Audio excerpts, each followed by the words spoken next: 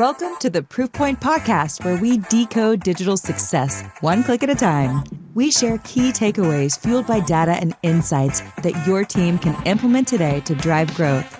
Now, let's get started.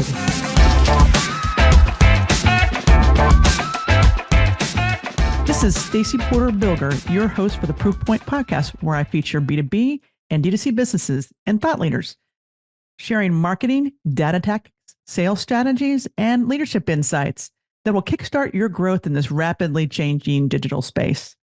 This episode is brought to you by Proof Digital. Proof Digital is a strategic and creative performance marketing agency. We partner with companies to create data-fueled marketing sales funnels and overall growth strategies. Visit proofdigital.com to learn more. I am super excited to have our guest on today, a team member of ours, Victoria Damacy, is a Notre Dame grad and an English major. And she reached out to a fellow storyteller, a Notre Dame grad, Tyler Beadlescomb. Tyler is the Senior Vice President of Marketing and Content for the Indiana Pacers and the Indiana Fever. He's worked for 15 years in sports and entertainment with stops at TikTok, Fox Sports, Oakland Raiders, and nothing gets him more excited and fired up to see a crowd of fans going crazy. He lives in Indianapolis with his wife, Amanda, and their two cats, Millie and Matcha. Tyler, it's an honor to have you on our podcast. I am honored to be here. I think it's going to be so much fun. It is. Well, as I've kind of hinted with my hat, we are located in Indianapolis, and I am a huge fan of both the Fever and the Pacers. I am one of your customers. I have season tickets to the Fever, and I go to a lot of Pacer games. I was excited, and a lot of things going on, and a lot of things going on. The last couple of years, you've brought a lot of joy to this city. There's no question about it. I can remember actually I was interviewing Mel Raines. I was doing a before Caitlin announced, and we really couldn't say or talk about it, but we just kind of knew where I was in front of a couple hundred women. And when I was talking to Mel on stage, it was just like, we knew it was coming. And so that was that. And then who knew, the Pacers gave us so much joy last year. So thanks for joining us. And I really appreciate your time. Hey, I gave you your bio, but why don't you just kind of give some highlights? I mean, you've been in sports marketing, looks like most of your career. Yeah, absolutely. I feel very lucky to have spent my career around sports and major entertainment events. Born and raised in Western Pennsylvania. Yeah. I know it's always a debate whether that's the Midwest or not. I considered myself Midwest born and raised, but went to Notre Dame for college. That was my first exposure to Indiana. Go Irish. Also have an English degree. So shout out to Victoria there. That's wonderful. I think English and humanities majors are so important now, and totally love that. And always knew that I loved sports. And actually, I often attribute the very start of my education, my career. The first ever time I went to a Notre Dame game was when I was 7 years old, and I got tickets to go on Halloween night. Now, my hometown of Erie, Pennsylvania is about 5-hour drive from South Bend. And my dad just got tickets through work. He grew up a Notre Dame fan, so we were watching on TV since I was a kid. But when I was 7, had the chance to go. Now, I always say a lot of kids would not have given up a Saturday night for trick or treating, but I said, let's do it. Let's go to the game. And now this was a different era. We didn't actually have our tickets in advance. We had to go pick them up at the box office, and he got them through a friend. We showed up in South Bend on that Halloween night, and it turned out through a crazy connection that we had front row tickets in the end zone. Totally unexpected to us. Well, it was a cool game. Yeah, it was what a surprise, right? And it didn't stop there. And so, Notre Dame goes and they're playing Baylor, and they're crushing them. And in the third quarter, quarterback comes and has like a 70-yard touchdown run into our corner of the end zone where we were sitting. Place explodes, but actually the leprechaun ran and picked me out of the stands. Oh my gosh, you get the full experience. Put my little 7-year-old body on his shoulders and ran me through the end zone. And that was a memory that I'll never forget, right? The whole experience was incredible. Took a picture of it. It's certainly in my office now. But I often tell that story because I think that sports experiences can be incredible and life-changing. And I knew at a very young age that, wow, you can make an impact on people and this is unforgettable. Well, that made it so I wanted to attend Notre Dame. Look, that became the school I eventually went to and graduated Yeah. from.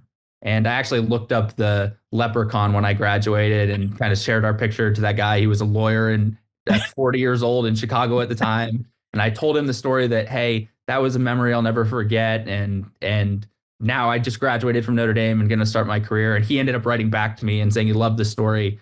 But I thought that was such a powerful moment for me to say, I want to work in sports and do fan experiences.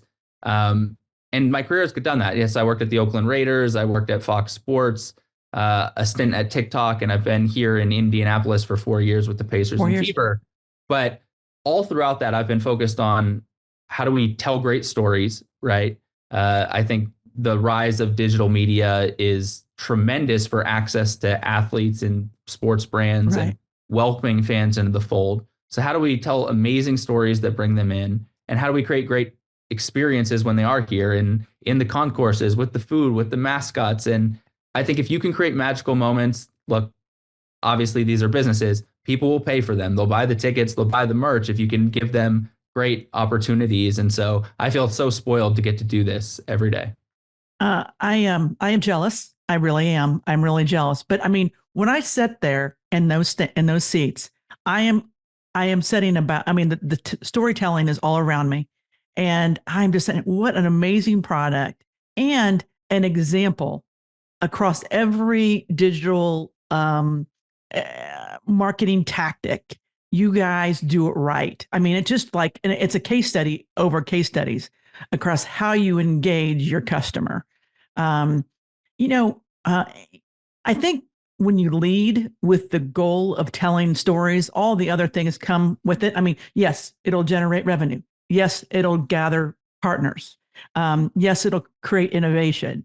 But if you lead by telling stories, I mean, yeah, every time somebody calls me from the Fever or Pacers, I'm like, okay, yeah, I'll do more. So it works. Absolutely. I think that we try to put the fan at the center of everything, right? Sports are an escape in many respects, right? Like life is hard. There's a lot going on in our world at any time. Things are expensive. And so if people are going to come into our arena or just turn on the TV or flip open their phone and follow our channels, they are hoping to be entertained. They want to laugh. They want to smile. They want to feel exhilaration, right? And we have a joy. You got it. You bring it. Those things. Yeah, we have those things available. So how do we harness those? How do we capture them and make them more presentable and do that in a variety of ways? Again, it's really nice to be marketing a product that is really exciting, but we take our responsibility of showing up in all of these different touch points very seriously because how they engage on TikTok is very different than sitting in the seventh row. And so how do we do all of that well is always the challenge, but it's such a fun one. Yeah, I mean, I can hit on so many different points, but that's an interesting point. I mean, your fans are Gen Alpha to Boomers, right? And what strategies help you create some of those marketing that works for multiple generations? Any thoughts or insights to that? Yeah, I think it's never that. For the most part, it's not that one piece that is going to hit all of them, but it's making how do we provide such a menu? How are we showing up differently in different places? And then what can we do that ideally everyone across generations is going to love, right? And so there's a whole menu of those things. For our long-standing fans that have been with us for 26 years with the franchise, we want to do things like make the legendary Tamika Catchings available, right? She's so present in our community. She's so present in our org. How do we bring her out and let her interact with the fans? How do we do those things?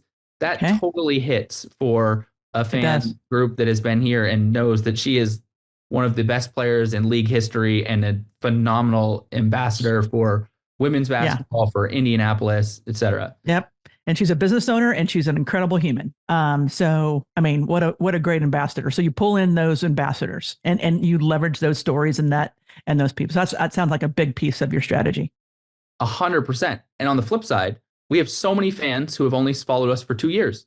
There's a very clear reality of that Caitlin Clark Yeah. changed the game for the entire league, but certainly for us as an organization.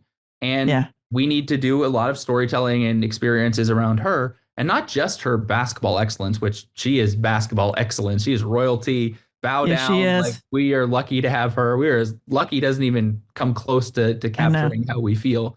That is amazing. But we also need to show the personality of her and how she's interacting with her teammates. So I think about this week in the middle of the Yeah. off season, she's down at the Annika Yep. tournament, and she Watched has it. Lexi Hall and Sophie Cunningham, her teammates, as caddy supporter friends. And Right. how are we? I loved how they hit a fan.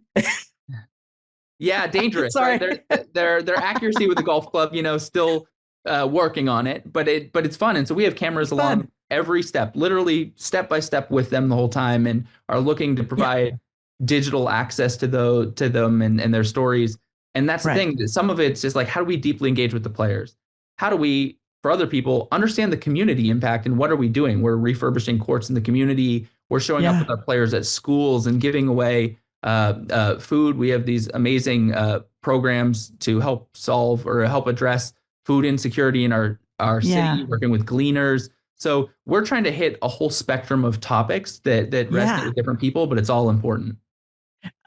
I mean, one, I love how you tell stories. But I mean, yes, Caitlin, we all know, I love Caitlin, but you're pulling stories across all the team members on both Pacers and the Fever.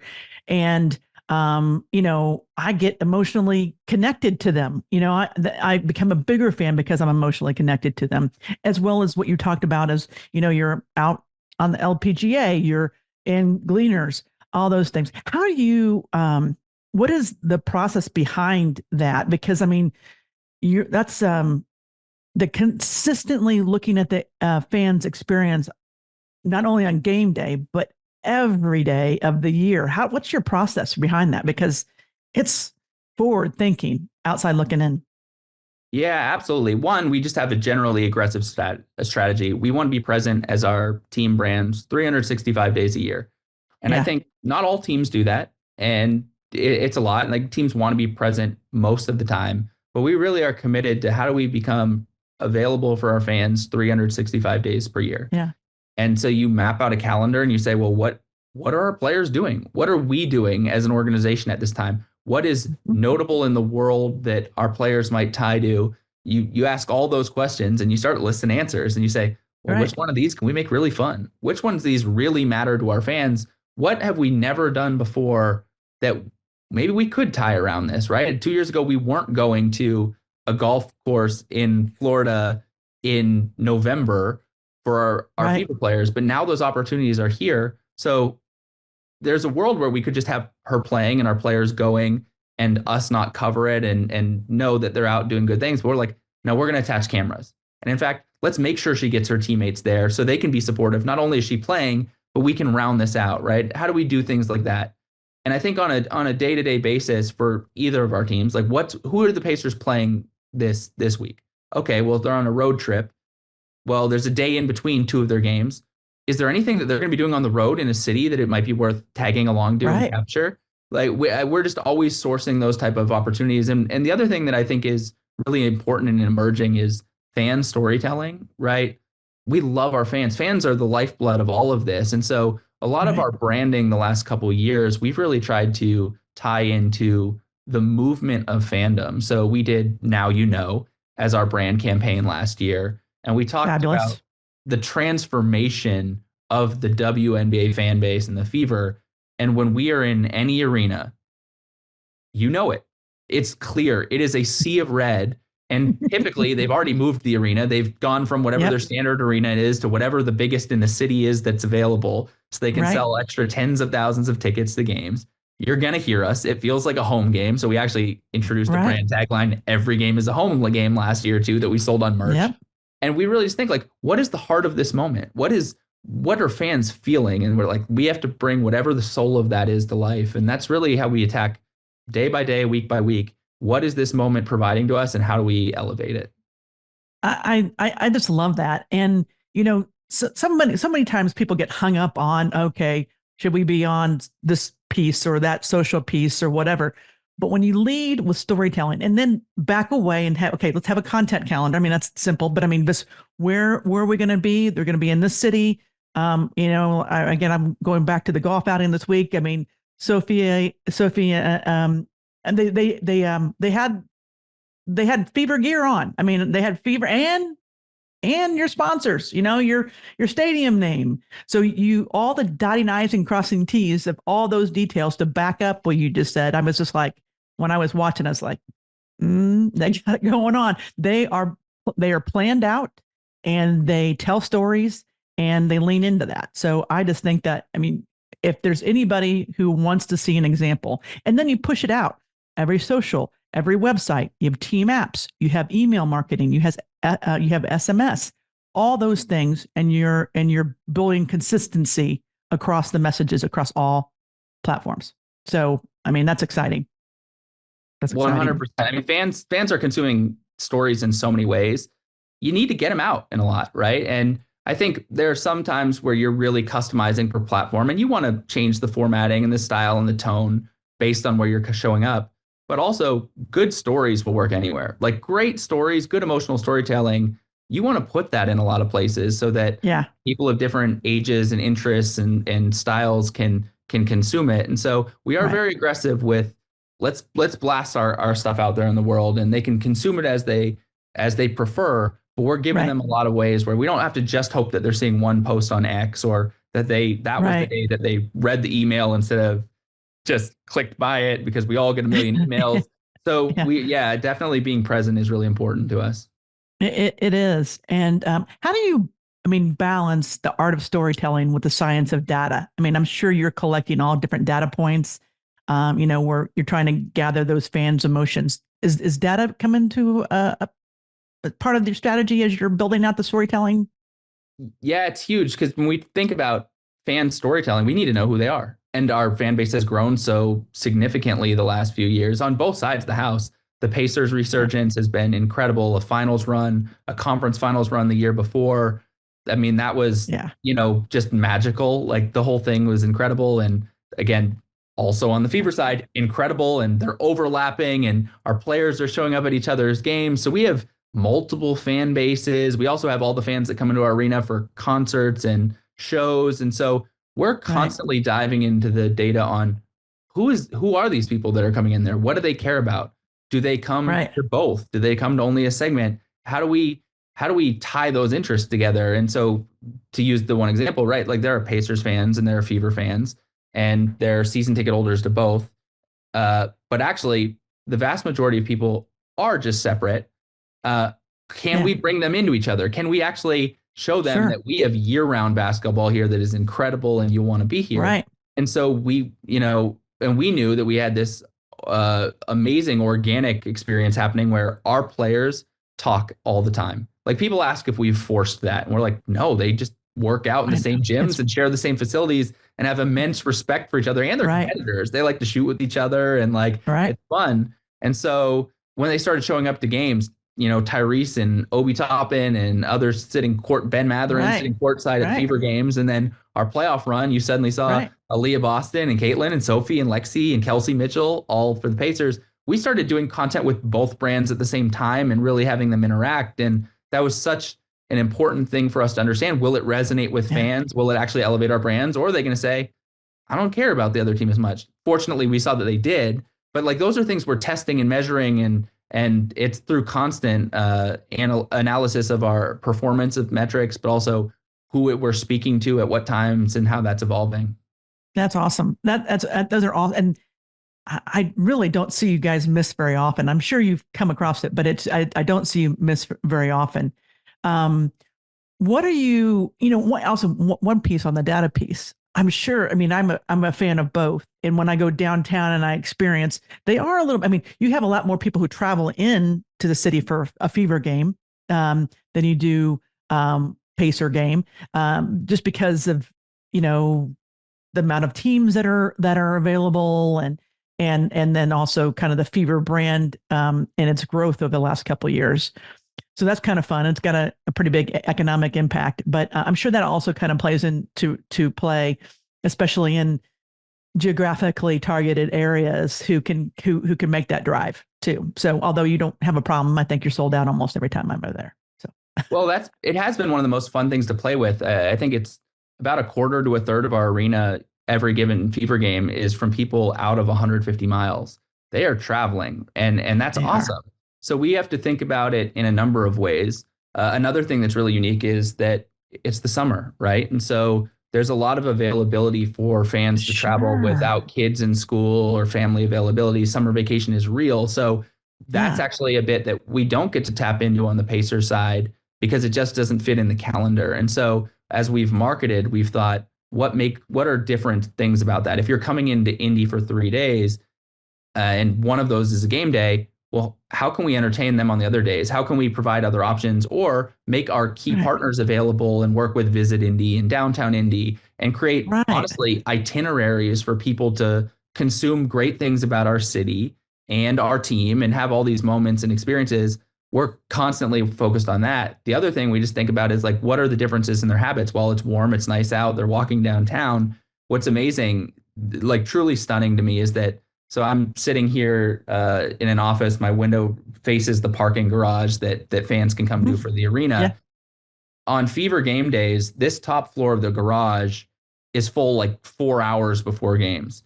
Is Ba- that right? Basketball that doesn't happen in basketball. Like any brand in Mhm. basketball, it's Mhm. just not tailgating culture the same way that football is Yeah. because it's just different.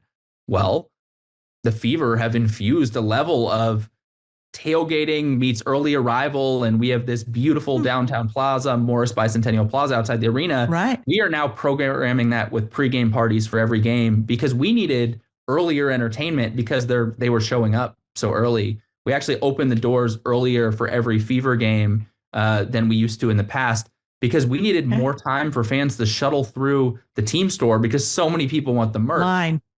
It's crazy and it's awesome and so absolutely beautiful ad. So I have a lot of.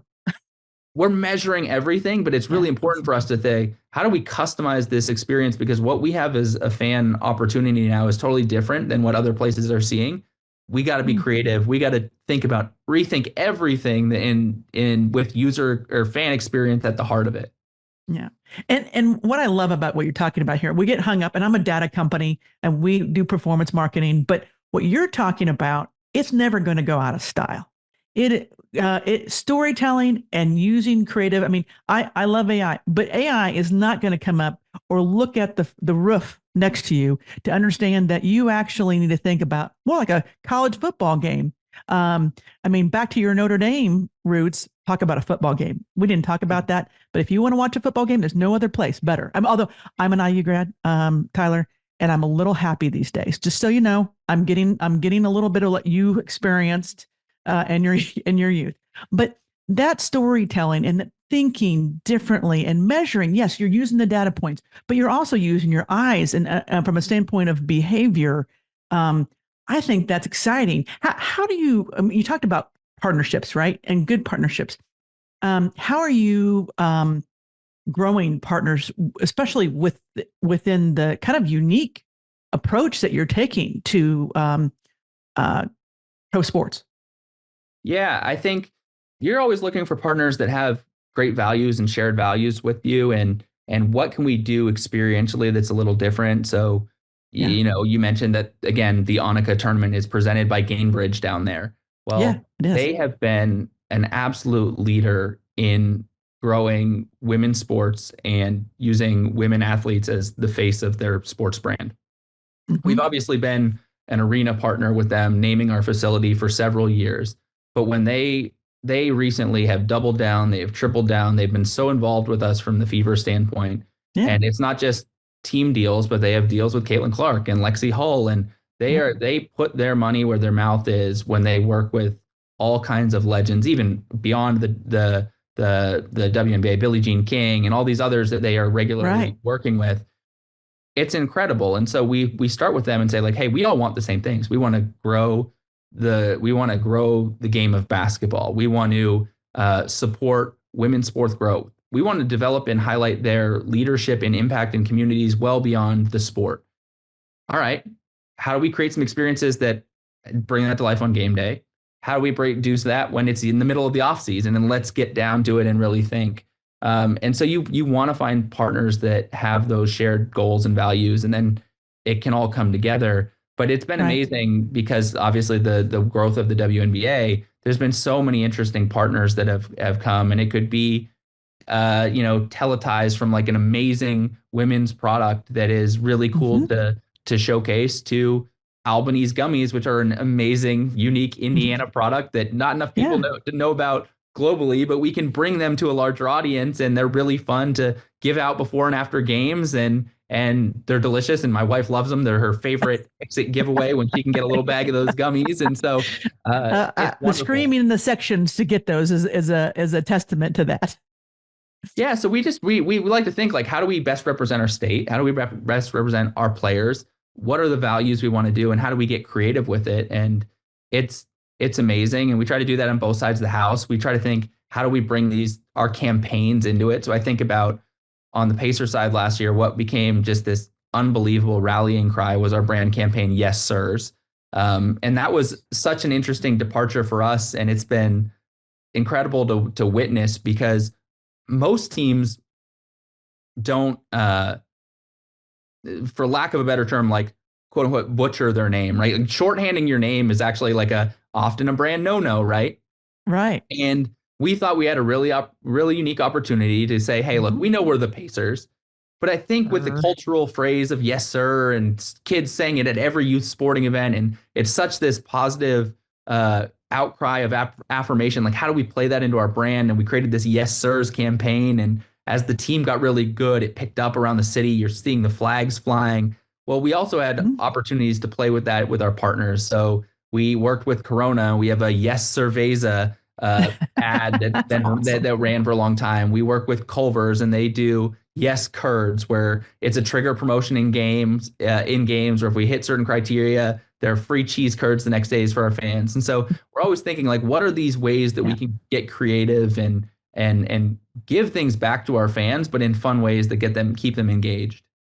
You have a crazy creative team. I mean, really, you guys are bringing new ideas all the time. So congratulations on that. I mean, it's just amazing to watch. And I tell you, I mean, you guys bring me joy the pace throughout 36, all year round. So, and you talked about partners all the way from, Gamebridge, who is a leader, and also, all the way to Gleaners, right? I mean, you're looking throughout the community and identifying partners, and you all are out there, telling those stories. And I really appreciate it. I've seen some video clips of some of the Fever team, shopping at Walmart and helping folks who were having a bad day, and those just really, tug at my heart and want me to support more too. And it's not, it's not manufactured. It's just real people out there just telling their stories. And I love it. I love it. What are some other things that you're seeing? Any emerging trends or anything that you're excited about going on? I mean, that we might not be thinking about? I think, well, the good thing about sports is as the games keep coming and the rosters change and all these things, they do provide us with endless material to work with. So that's really exciting. I think we've been leaning into international storylines a little bit in the last couple of years. We've seen how many people are coming from all over, not just the country to Gainbridge Fieldhouse, but all over the world. Recently, of course, we had the 2025 WNBA All-Star in Indy in the summer. We had 2024 NBA All-Star in February 24 for that. And that has attracted a lot of a global audience, but also certainly the rise of our stars in Tyrese Halliburton and Caitlin Clark. We're trying to speak and highlight those communities a lot more. So tomorrow night is actually international night for a Pacers game, and we'll have all kinds of specialty entertainment that features different cultural celebrations. And I'm not going to spoil some of the prizes for tomorrow, but we brought acts in from around the world that are going to be participating. And it was really important for us to showcase different cultures. And it's not only that we have different players on our team, right? Like Pascal Siakam is certainly from Cameroon, and Johnny Furphy is Australian, and Benedict Mathurin and Andrew Nemhard are Canadian. And so we try to tie it really authentically to our team. but we also have fans watching us from everywhere. And in recent years, we've played games in France or we've played games in India. Yeah. So we're trying to do storytelling there that's really interesting. But I mean, one of my favorite things is every game I go walk around the bowl numerous times and I just look for the fan signs that they've made and brought. And all of the ones that say, I traveled 7,000 miles to come to I this love game. those I've been too. here 2,000 miles. Like it's amazing. Like that's such a commitment, such a testament. And we're spoiled to step into this arena all the time, and it's right here in our community. For Right. people who are looking, this is a bucket list destination for so many people. So highlighting them and recognizing them and doing surprise and delight and see what we can gift them and say, we would love to have you back. That's really fun for me. I think creatively, we're always trying to push the envelope. We're putting out content all the time. What can we do that is different? What can we do more involved from an experience standpoint? Uh, we're looking at things like everyone else and trying new technologies. Some we like, some we don't, right? So I think Right. AI is the hottest discussion, right? Everyone's like, do you like that in creative? Do you not like it in creative? I think the important thing for us is test some things and see what you like and what you don't like, what your fans will respond to and not. We have unbelievable graphic designers, video producers. You We do. love them. They are the lifeblood of our content. We are not ever looking to replace them with AI. They're actually learning how to effectively use AI in their Yeah. tools. And so Right. we try content that mixes those things in and that's been fun to explore. But largely, I think we're looking at the storylines around us with our fans. How do we lean into Right. that? And the international one's been a fun one recently. Well, thanks for sharing about that. Yeah, I think, I mean, especially in the type of marketing that you are, I mean, what you're doing, I mean, it can help production, speed up production, maybe, or maybe generate some ideas potentially. But um, leaning into storytelling, leaning into creativity is where the magic happens. With your organization, when you look at other not sports type of marketing sports organizations. What can traditional businesses learn from what you all do? I know it's a different market, but what do you think that a lot of businesses miss when we're talking about marketing that they can learn from sports? Yeah, that's really interesting because I feel like I learned so much from just following other brands too. Yeah, I'm always looking for creative yeah, ideas across, consumer brands and anything that's outside of sports just to challenge myself. But I think something that they can learn from sports is that if you have a great product, your fans really are always open to more connection. So sports are high volume publishers. And I mean yes, high. The amount of content we produce is such a significant multiple compared to most consumer brands who spend weeks and weeks and months planning a lot of it. And we are nimble and going.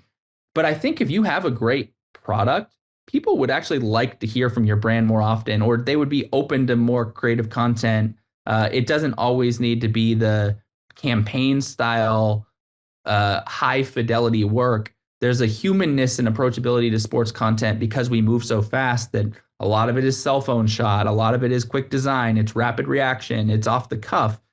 And I think brands are getting much better at this anyway, that the world has yeah, evolved to digital. And so they're trying to be present more often. But like, think about your favorite foods. I don't care whether it's Frosted Flakes or you love Pop Tarts or whatever. Like, there's so much like low fidelity content that you could put out. Like, man, I didn't know that you break that up and throw it over ice cream in your house, but that sounds delicious. And I would love to see it. Like, and you just work with creators to figure out how they're showcasing how they do silly things, right? And I think that there's such an opportunity for more brands to build community around simplistic things rather than thinking that everything needs to be a full 60-second commercial that they've worked with an agency for months. I can't agree with you more. And that authentic piece that you are pushing out every day works, and you don't have to overthink it. But communicating and building community is really again, it's not overcomplicated, and you shouldn't make it overcomplicated. And people love it, and that's why I mean, I have the Fever app, I have the Pacer app, I get the emails, and I read them. So one Tyler. And I've been taking a lot of your time up here, and I really appreciate you giving us your time and insights to what an amazing brand, what amazing products. And you have so many stories to tell. And I also love the fact of when you were a 7-year-old, I think it was, Notre Dame got you hooked and got you and to understand how that emotional marketing could impact you. Is there any other, this is a Proof Point podcast that you want to leave our listeners with? Anything less? I would just like to say that we're always listening and paying attention. I think fan feedback is at the core of what drives our content strategy. We read the comments. We talk to fans every single night when I'm in an arena. I want to go talk to a number of fans. Where are they from? Are they celebrating something? How often are they here? What are they observing, right? And certainly with social media, fans will tell you what they think. But I think it's amazing. I mean, you're like, I read the emails. I get the push notifications. I watch the content. We absolutely love that. And we love to hear what people really love and what they don't like. And we're honestly always trying to cater and deepen our relationship with them. So it's the core of what we do. Like I always say, I'm in it because I had a great fan experience. It literally has shaped and changed my life. And to think that any given day in our arena, or even just an online interaction, could be someone's, I'll never forget this moment, could say, I would like to do this for a career. I would like to take a vacation there. This is how we need to celebrate next birthday. This is the only time I'll ever get to a game, but I'll never forget it. Like I try to keep that top of mind. That's the purpose of why we spend nights and weekends doing it. And we're so fortunate to be able to do it, but it's for the fans. I am a fan, but we appreciate everyone who engages with us like that. So thank you. You obviously, I know you are a Fever and Pacers super fan. I am a super love fan. That. So thank you. No, well, Tyler, thank you so much. And I really appreciate how much joy you bring to our community and our country. And and me personally, again, it makes my day anytime I can interact with your organization and my team. I give tickets to clients, and I'm always trying to have people experience what an amazing product and organization that you have, and it brings me joy. So thanks again for sharing some insights on marketing, giving to our community as you do. And we'll talk soon. If you have some insights, it sounds like Tyler would be open to hearing anything that you might have, some ideas or feedback. But if you haven't, get to one of those games, get downtown experience. The Pacers or the Fever, and you're in for a treat. We've been talking to Tyler Beadlescomb. Thank you for joining the Proof Point podcast. Thank you so much for having me. Anytime. Awesome. Thanks for listening to the Proof Point podcast. We'll see you again next time. And be sure to click subscribe to get future episodes.